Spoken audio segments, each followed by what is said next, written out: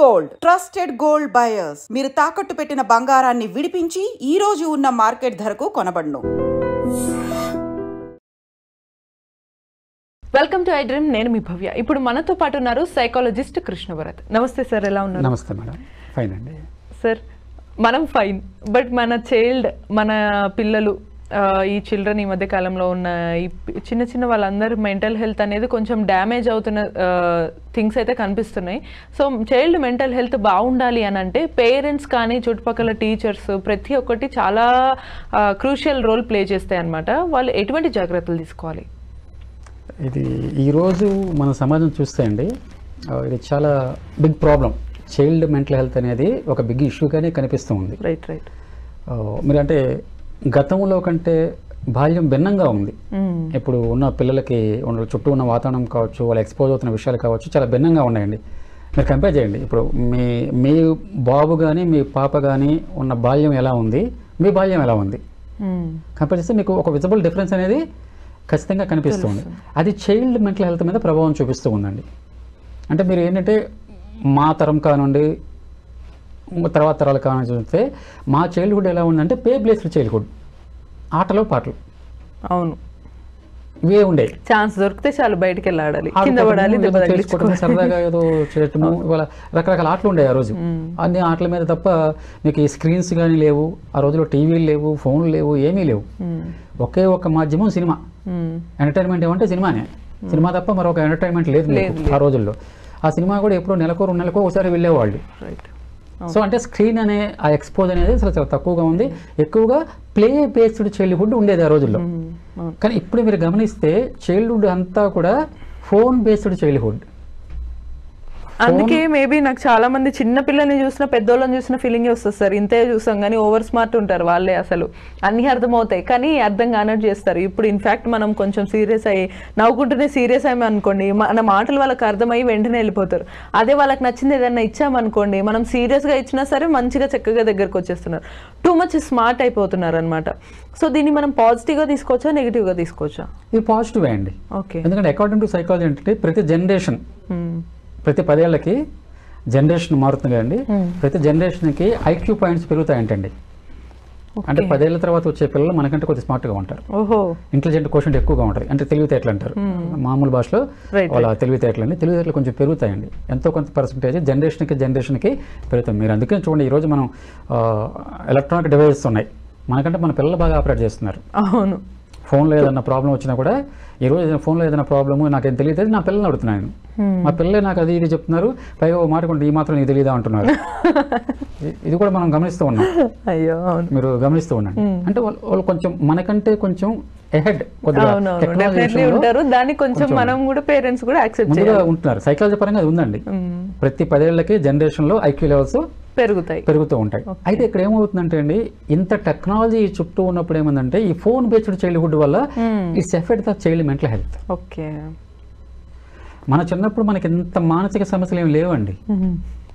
మీరు ఒకసారి గుర్తు తెచ్చుకోండి, ఆడుకోవటము, తినటము, స్కూల్కి వెళ్ళటము, పడుకోవటము తప్ప హోంవర్క్స్ రాయడం. మీకు ఒక స్ట్రెస్ అనే పదం కానీ, యాంగ్జైటీ అనే పదం కానీ, డిప్రెషన్ అనే పదం కానీ అసలు మీరు విన్నట్లు ఏమైనా గుర్తుందా మీకు? చైల్డ్హుడ్ లో ఛాన్సే లేదు. అసలు ప్రశాంతంగా ఉండేది అని తెలియదు మనకి. ఆ పదాలే తెలియదు, ఆ కాన్సెప్టే మనకు అసలు తెలియదు. ఈ రోజు మనం చాలా మంది పిల్లలు అది వింటున్నాము. ఏమైందో 10వ తరగతి పిల్లలు కావచ్చు, లేదా హై స్కూల్ పిల్లలు కావచ్చు, మాకు డిప్రెషన్గా ఉంది, నాకు స్ట్రెస్గా ఉంది, నాకు యాంగ్జైటీ ఉంది అనేది ఆ మాటలు మనము వింటున్నామండి. ఎందుకు అంటే దీనివల్ల టెక్నాలజీ ఎక్కువ చొచ్చుకొచ్చేసింది. మానవ జీవితంలో టెక్నాలజీ వచ్చేసింది. ఫోన్ ఎక్కువగా అలవాటు పడిపోయారు పిల్లలు. ఈరోజు పిల్లలు చూడండి, ఫోన్ లేని పిల్లలు లేరండి హై స్కూల్ లెవెల్లోనే. అవునవును. నేను ఫోన్ 30 ఏళ్ళకి కొన్నాను. నా 30 ఏళ్ళకి ఫస్ట్ ఫోన్ కొన్నానండి. అంతే సార్, మనం ఆల్మోస్ట్ మీరు 30 ఏళ్ళకి కొంటే అంతకన్నా కొంచెం ముందు మేము మహా అయితే ఒక పీజీకి వచ్చి ఎప్పుడుకో వచ్చిన తర్వాత డిగ్రీకి వచ్చినప్పుడు లేదా పీజీకి వచ్చినప్పుడు కొని ఉంటారు. కానీ ఈరోజు చూడండి పిల్లలకి చిన్నప్పుడే ఫోన్ ఉంటుంది. ఇంకా కొన్ని ఇళ్లలో అయితే పేరెంట్స్ బయటకు వెళ్ళేప్పుడు పిల్లలకు ఒక ఫోన్ అవైలబిలిటీలో పెట్టి వెళ్తున్నారు. లేదు అంటే మనం ఇంకా గమనిస్తే ఏంటండి, బేబీస్ ఉంటారు, వాళ్ళు సరిగ్గా భోంచే అన్నం తినట్లేదనో వీడియోస్ పెట్టి అన్నం తినిపించడము, ఇవన్నీ చూస్తూ ఉన్నాం మనం. అంటే 2-3 సంవత్సరాలకే స్క్రీన్ ఎక్స్పోజ్ అనేది పిల్లలకి జరుగుతూ ఉంది.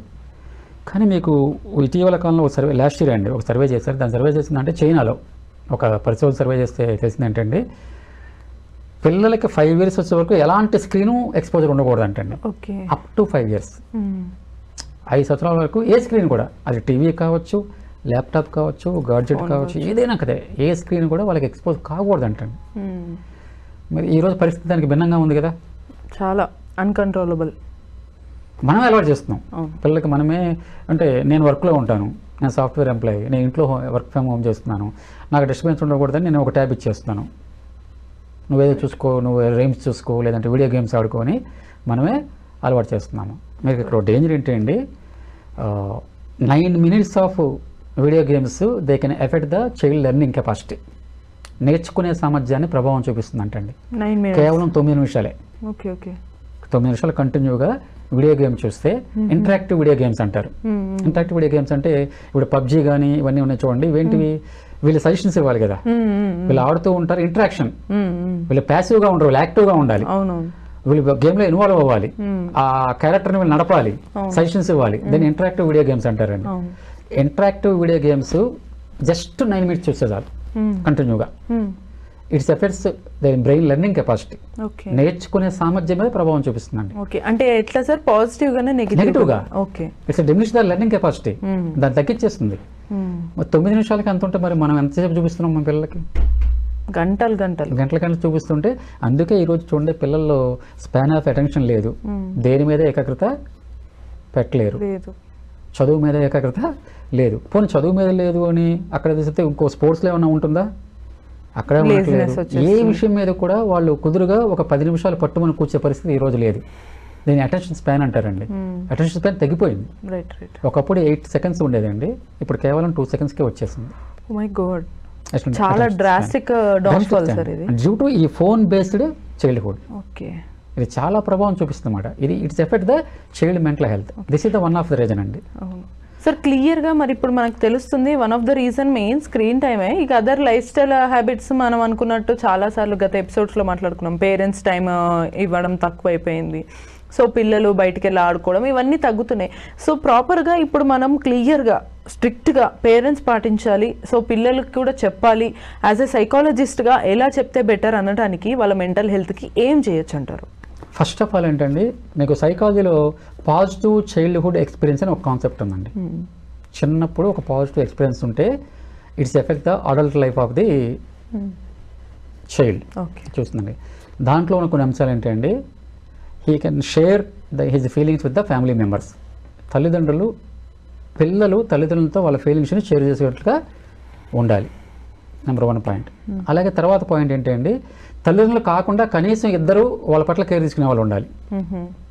నాన్ పేరెంట్, అమ్మ నాన్న కాదండి, లేక అమ్మమ్మ తాతయ్య అమ్మమ్మ కావచ్చు, లేదా అత్తయ్య మామయ్య కావచ్చు, ఎవరో ఒక ఇద్దరన్నా, మినిమం ఒక ఇద్దరన్నా వాళ్ళ పట్ల కొంత శ్రద్ధ తీసుకునే ఒక పొజిషన్ ఉండాలి. అలాగే పిల్లవాడికి ఏం భావన ఉండాలంటే, టఫ్ టైంలో నాతో పాటు నా పేరెంట్స్ ఉంటారనే ఫీలింగ్ ఉండాలి. Right, exactly. నాకు మార్కులు తక్కువ వచ్చినా మా ఫాదర్ వాళ్ళు నాకు నిలబడతారు, ఇలాంటి ఏదైనా టఫ్ టైం, ఏదన్నా పిల్లలకి టఫ్ టైంలో నా పేరెంట్స్ నాకు అందుబాటులో ఉండాలి. అలాగే బిలాంగింగ్ టు ద హై స్కూల్తో ఒక అనుబంధం ఉండాలి. ఇది నా స్కూల్ బాగుంది, దాంతో ఒక కనెక్షన్ అనేది, స్కూల్తో ఒక కనెక్షన్ అనేది ఉండాలి. అలాగే సపోర్టివ్ ఫ్రెండ్స్ ఉండాలి, ఫ్రెండ్స్ నాకు ఉన్నారు అనే feeling. These are called positive child experiences అండి. ఇవి ఎవరికైతే ఏ చైల్డ్కి అయితే అంతాయో ఈ పాజిటివ్ చైల్డ్హుడ్ ఎక్స్పీరియన్సెస్ అంటారండి, వీటిని చైల్డ్కి అంతాయో వాళ్ళ మెంటల్ హెల్త్ బాగుంటుందండి, అడల్ట్ కూడా బాగుంటుంది. అదే చైల్డ్గా బాగుంటుంది, వాళ్ళ అడల్ట్ లైఫ్లో కూడా ఆ మెంటల్ హెల్త్ అనేది బాగుంటుంది. యాజ్ ఏ పేరెంట్గా మనం ఇవి మన పిల్లలకి వీలైనంత త్వరగా ఇవ్వగలగాలి. పిల్లలు సింగిల్ చెప్పండి. కొన్ని సందర్భాల్లో పేరెంట్స్ మాత్రమే లేకపోవచ్చు, ఎందుకంటే మనం అంటే పేరెంట్ లెవెల్లో వాళ్ళకంతా ప్రాపర్ ఎన్విరాన్మెంట్ కల్పించాలి, కమ్యూనిటీ లెవెల్లో కూడా, అంటే మీరుండే సిటీ కావచ్చు దాంట్లో ప్రాపర్ ఎన్విరాన్మెంట్ ఉండాలి. అలాగే సిస్టమ్ వైజ్గా ప్రభుత్వం కూడా కొన్ని చర్యలు తీసుకుని ఉండాలి. అంటే ఫార్చునేట్లీ ఏంటంటే ఈ మధ్యకాలంలో మీకు ఆంధ్రప్రదేశ్లో దాదాపుగా 256 మంది మెంటల్ హెల్త్ కౌన్సిలర్ని రిక్రూట్ చేసుకుంటున్నారు స్కూల్స్ కోసం.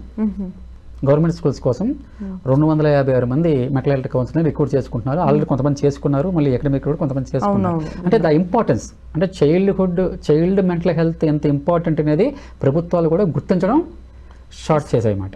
సో ఈ విధంగా అంటే ప్రభుత్వం తరపు నుంచి, కమ్యూనిటీ తరపు నుంచి, పేరెంట్స్ తరపు నుంచి ఎప్పుడైతే ఒక ప్రాపర్ ఎక్స్పీరియన్స్, పాజిటివ్ ఎక్స్పీరియన్స్ చైల్డ్కి అంతాయో ఆటోమేటిక్గా అప్పుడు చైల్డ్ మెంటల్ హెల్త్ బాగుంటుంది. మనం ఒక మంచి ఫ్యూచర్ని అంటే ఒక బలమైన భారతదేశాన్ని చూసే అవకాశం ఉంటుందండి. రైట్. సో చూసారు కదా పేరెంట్స్, మన పిల్లల మెంటల్ హెల్త్ ఎలా ఉండాలి అని మీరు అనుకుంటున్నారో దాని ప్రకారం మీరు చేయాల్సిన థింగ్స్ అయితే సార్ చెప్పారు. సో ఇటువంటి మరిన్ని ఇన్ఫర్మేషన్స్ కోసం కీప్ వాచింగ్ ఏ డ్రీమ్.